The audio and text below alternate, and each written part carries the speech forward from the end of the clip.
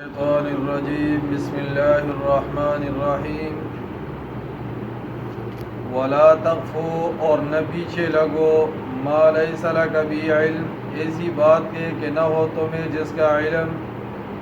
ان السمع بے شک کان والبصر آنکھ والفؤاد اور مرکز حواس دل و دماغ کل اولئک کان عنہ مسئولا ان سب کے بارے میں تم سے باز پرس ہوگی ولا تمشی اور نہ چلو فی الارض زمین میں مرحن اکڑ کر انک لن تخرق الارض حقیقت یہ ہے کہ تم نہ پاڑ سکتے ہو زمین کو ولن تبلغ الجبال طولا اور نہ پہنچ سکتے ہو پہاڑوں کی بلندی کو کل ذالک کان سیئہ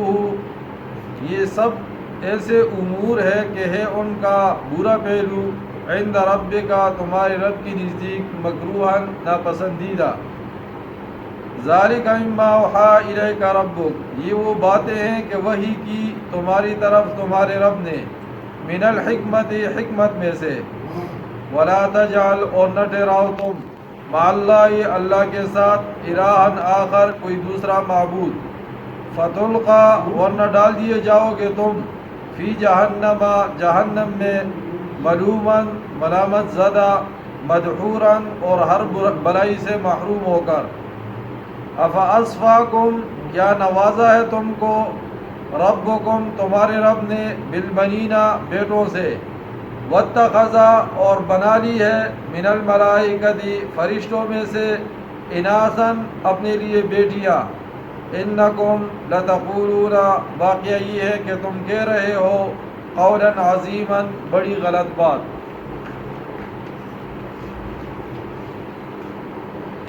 سورہ بنی اسرائیل کے آیت نمبر 22 سے لے کر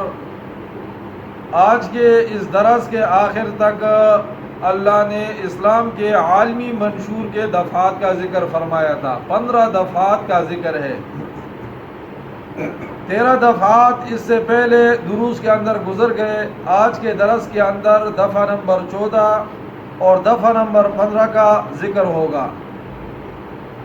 دفعہ نمبر 14 کے اندر اللہ ارشاد فرماتے ہیں ولا تقفو اور نہ پیچھے لگو ما لیس لک بہ علم ایسی بات کے کہ نہ ہو تمہیں جس کا علم یعنی بغیر تحقیق کے بات مت کرو بغیر تحقیق کے بات کے بارے میں حدیث میں آتا ہے کہ انسان کے جھوٹے ہونے کے لیے یہی بات کافی ہے کہ وہ سنی سنائی باتوں کو آگے پھیلائے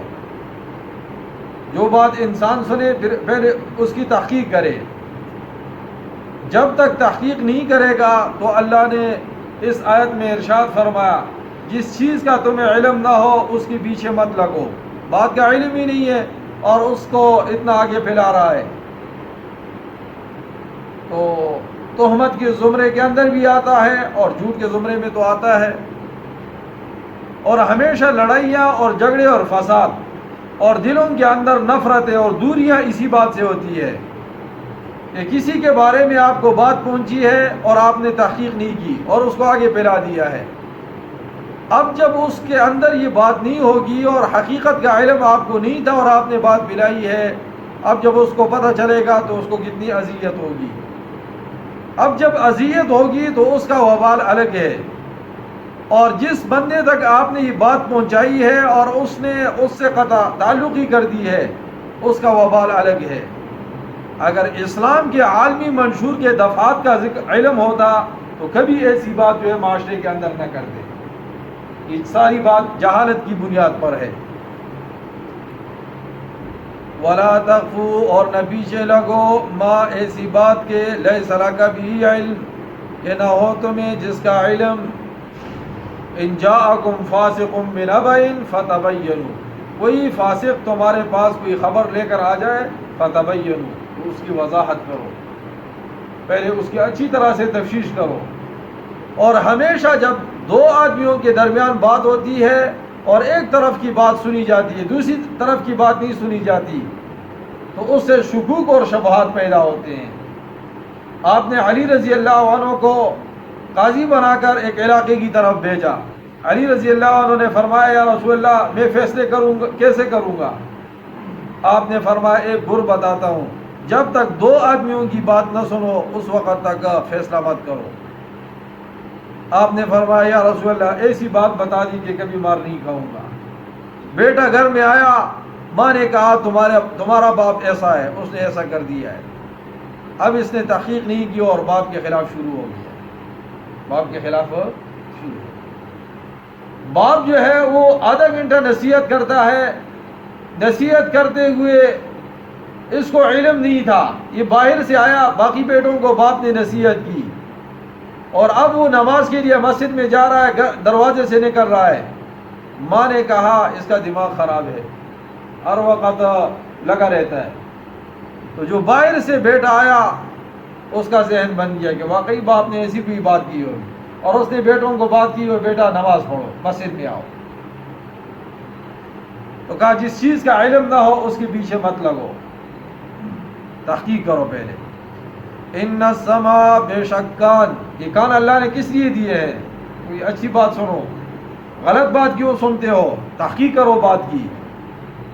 والبصر، آنکھ، والفؤاد، اور مرکز حواس دل و دماغ۔ تو ظاہر ہے بنیادی چیزیں تو یہی ہے نا، انسان آنکھ کے ذریعے سے دیکھتا ہے غلط ہے صحیح ہے، کان کے ذریعے سے سنتا ہے کہ صحیح سن رہا ہوں غلط سن رہا ہوں، اور دل و دماغ کے ذریعے سے سوچتا ہے کہ بھئی یہ بات میرے کرنے کا فائدہ ہوگا یا نقصان ہوگا۔ کل اولئک کان عنہ مسئولا، ان سب کے بارے میں تم سے باز پرس ہوگی۔ ایسا نہیں ہے کہ تم نے یہ استعمال کر دیے کہ چلو کان تو میرے اپنے ہیں، آنکھ میری اپنی ہے، دل و دماغ میرا اپنا ہے، کسی کو کیا لگے، کسی کو کیا لگے کا مسئلہ نہیں ہے۔ کل اولئک کان عنہ مسئولا، جواب دینا پڑے گا۔ اس لیے اشرف علی تھانوی صاحب رحمہ اللہ نے لکھا ہے ہر انسان کے جسم کے اندر اللہ نے 19 مراکز ہدایت کے رکھے ہیں جن سے یہ ہدایت حاصل کر سکتا ہے۔ فرمایا جس مرکز کو اس نے برباد کیا ہوگا قیامت کے دن جہنم کے اندر اسی مرکز کے اوپر ایک فرشتہ مقرر ہوگا جو اس کو اسی مرکز کے اوپر سزا دے گا۔ مثال کے طور پر آنکھ سے یہ ہدایت حاصل کر سکتا تھا، لیکن اس نے اس مرکز کو غلط استعمال کیا، ننگی فلمیں دیکھتا رہا، عورتوں کو دیکھتا رہا، بد نظری کرتا رہا، تو یہ تو ہدایت کا مرکز تھا، اس نے اس مرکز کو غلط استعمال کیا، اس کو برباد کر دیا۔ تو جہنم کے اندر مستقل فرشتہ مقرر ہوگا جو اس کو آنکھ کے اوپر سزا دے گا، کیوں اس مرکز ہدایت کو تو نے غلط استعمال کیا ہے۔ بیٹری رشید صاحب لاتا ہے، اس کو 2 گھنٹے چارج کر کے لاتا ہے، چارج ختم ہو تو وہ روشنی نہیں دیتا، دکھائی نہیں دیتا اس کو، اور یہ بغیر چارج کے جو ہے نا کام کر رہا ہے، اور اتنی دور سے جو ہے مسافت سے آپ کو انسان نظر آتا ہے۔ اللہ نے اندر ایسا سسٹم فٹ کیا، اس کو تم نے مفت میں برباد کر دیا۔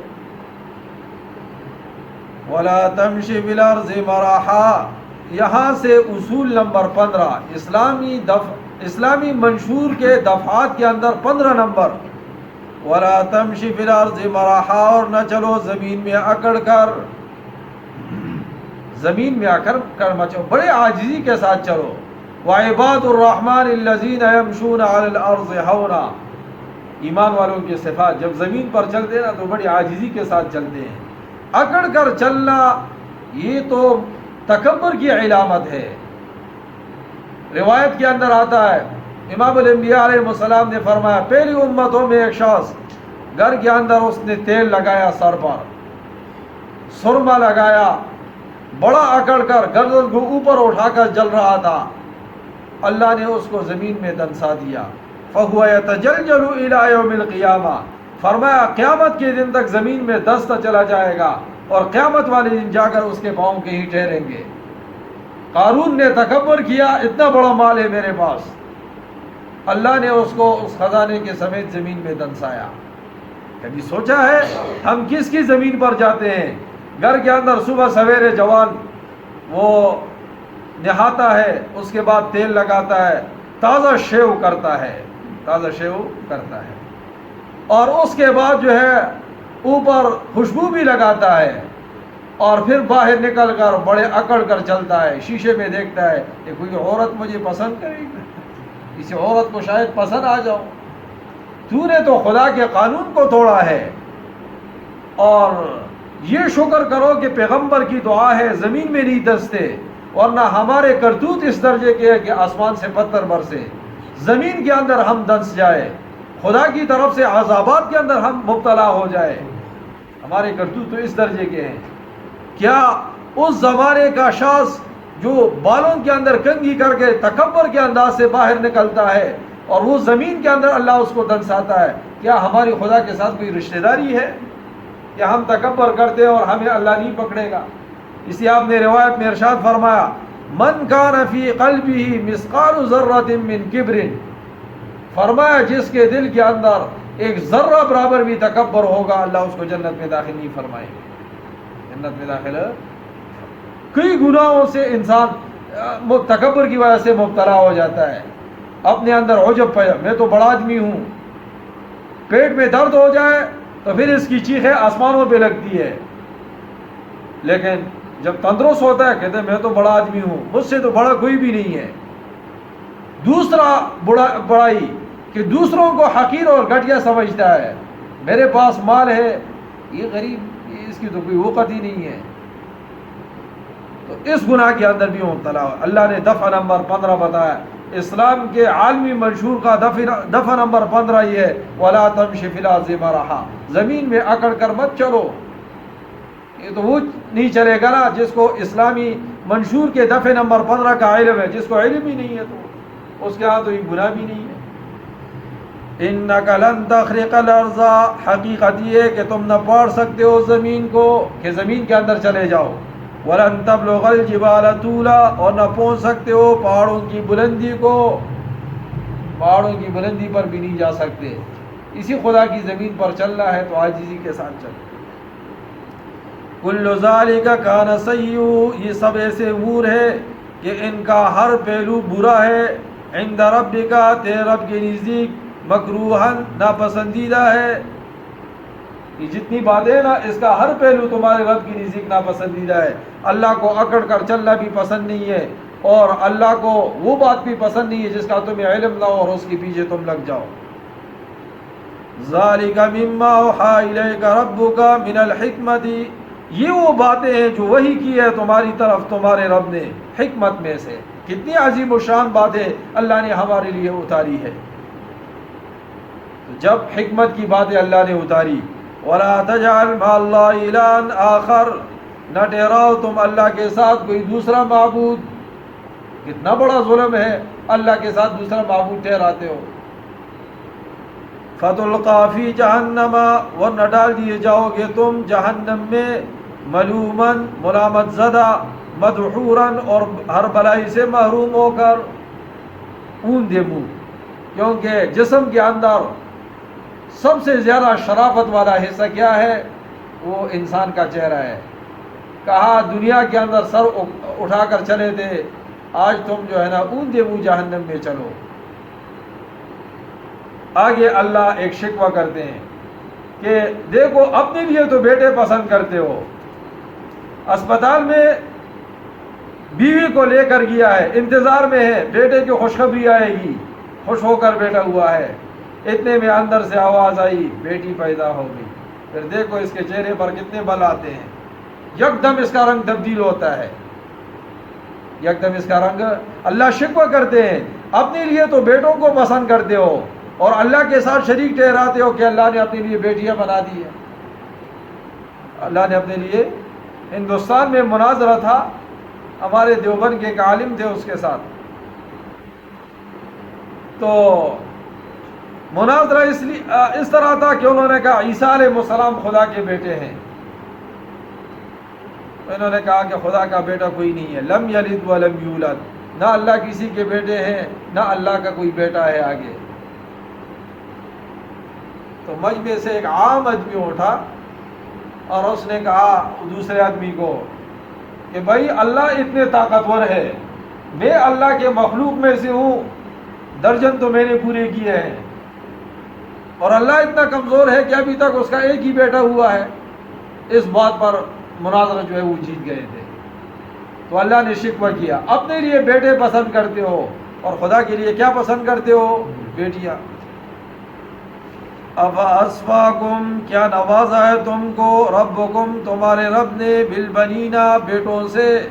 واتخذ من الملائکۃ اناسا اور بنا لی ہے فرشتوں میں سے اپنے لیے بیٹیاں. یہ کتنے افسوس کی بات ہے. اگر اللہ کو کوئی شوق ہوتا یا اللہ کے لیے کوئی بیٹے ہوتے تو اللہ بھی اپنے لیے بیٹے بنا لیتے. انکم لتقولون قولا عظیما واقعہ یہ ہے کہ تم کہہ رہے ہو بہت بڑی غلط بات کہہ رہے ہو. تمہیں بھی اللہ نے پیدا کیا ہے فرشتوں کو بھی اللہ نے پیدا کیا ہے. تمہارے اوپر بھی موت جو ہے آئے گی اور ان کے اوپر بھی کیا ہوگی موت آئے گی. کیوں خالق کو مخلوق کو خالق کے ساتھ جو ہے شریک ٹھہراتے ہو. یہ اللہ نے شکوہ کیا ہے. 15 دفعات ذکر کرنے کے بعد پھر اللہ نے جو سب سے بڑا جرم تھا شرک کا اس کے بارے میں دوبارہ جو ہے نا ہمیں دہرایا. اور ابتدا کہاں سے ہوئی تھی؟ وَقَضَىٰ رَبُّكَ أَلَّا تَعْبُدُوا إِلَّا إِيَّاهُ. اسلام کے عالمی منشور کا دفعہ نمبر 1 اللہ کے ساتھ کسی اور کو عبادت میں شریک مت ٹھہراؤ. دفعات ختم ہوئے آخر میں پھر کیا ہوئی کہ شرک بڑا جرم ہے خدا کے ساتھ شرک مت کرو.